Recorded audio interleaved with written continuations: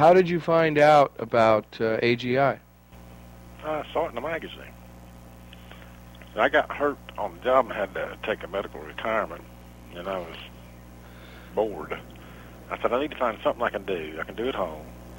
That, I was in construction, and I'm thinking, ain't no way I can do that. So if I can find something I could do with my hands, sitting down, and I've got 30 or 40 personal guns, and I'm thinking, I like to shoot, skeet shoot, trap shoot, hunt, and target practice and whatnot, and I'm thinking, well, I like guns, let's try it and see what happens, and I really enjoy it. Sometimes. I ain't enjoying it much right now, but most of the time I enjoy it. Did you know much about firearms design, function, and repair before you took the course? I thought I did. The more I learn, the more I realize I don't know. There's a lot to know, that's for sure. Well, there's more to it than just a bunch of pieces. You got to know what the pieces do. You got to know, a little why they do what they do and when they're supposed to do it. And until you can sit and figure that out, it's sort of a vain effort trying to repair it. And sometimes it could be 5 or 6 things. You just started analyzing the problem and trying to pinpoint what it is. It might be 2 or 3 things wrong with the gun, or it just might be one, or it might not be none of the above. It's somewhere else. Right. That's when it gets frustrating. But you're learning something. True. What did you like best about the AGI Professional Gunsmithing Course? Bob's a stickler for detail, little stuff. It's stuff that you wouldn't pay any attention to. Sometimes it's the culprit. And you've got, he emphasizes, sometimes it's a very subtle little problem. It doesn't have to, you got to realize, being in construction, something, well, that's just on 1/4 of an inch. Oh, that's great, nail it. But in a gun, it's 0. No tolerance. Some such stuff has got to be exactly right, or it won't work. And if you don't think like that, a little burr could be causing the whole problem. I had one in here the other day. A guy put a screw in a scope, and he cut it off, but he didn't cut it off quite enough, and the bolt wouldn't lock up. And he said, the guy said, the firing pin's broke. Well, I took it all apart. I said, there's nothing wrong with this firing pin.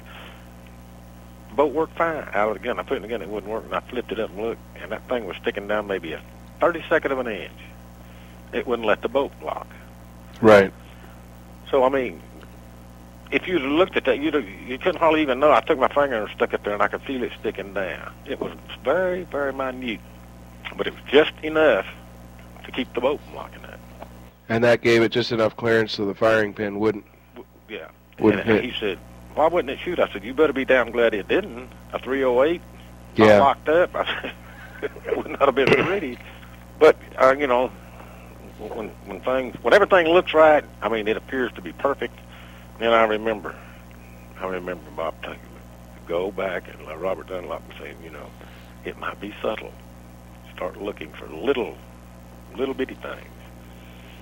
So I think that's been a big help. That you got to realize you're dealing within thousands of inches. If you're working on a gun, I can pull that tape out. You can't remember everything and go over it again. And then I got several books. And between the tapes and the books, I can usually figure out what's wrong with the gun. But, it's very thorough. Bob's very thorough. I know he can't get everything, and some of it you have to figure out for yourself. But if you watch the tape, most of the time, you can fix a gun if you'll think a little bit and watch what you're doing. Well, one of the first things he said is you've got to understand how the gun functions in order to fix it. So if it's something he hasn't covered, or something else, I'll sit. Well, that gun I worked on the other day was out of production for over 30 years. I had no books on it, no tapes, no nothing. I thought, well, we'll wing it. And it was a good friend of mine's gun, so if I got it apart and got it back together, I'd say, here you go. It's broke. No, anyway, it's like working on a Chevrolet. You could be the world's best Chevrolet mechanic, and you work on a Ford. It's a few things different, but everything's got a specific reason for being there.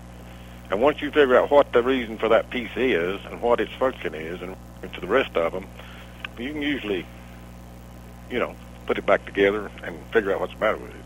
If you could say something to somebody who was, thinking about taking the AGI Professional Gunsmithing Course and they hadn't made their decision yet, you could tell them one thing, what would it be? I would think that it would build your confidence level to the point that you could fix almost any gun. The information is there. I mean, it might not be covered in detail on every specific little gun. I mean, there's no way in the world he could do that. But he gives you enough information to have your confidence high enough that at least you've got confidence that you can fix that gun. If you keep tinkering with it and take your time and watch what you're doing, your confidence level will be so high. And you can learn, if you know quite a bit about something, if you got any common sense at all, you can figure the rest of it out.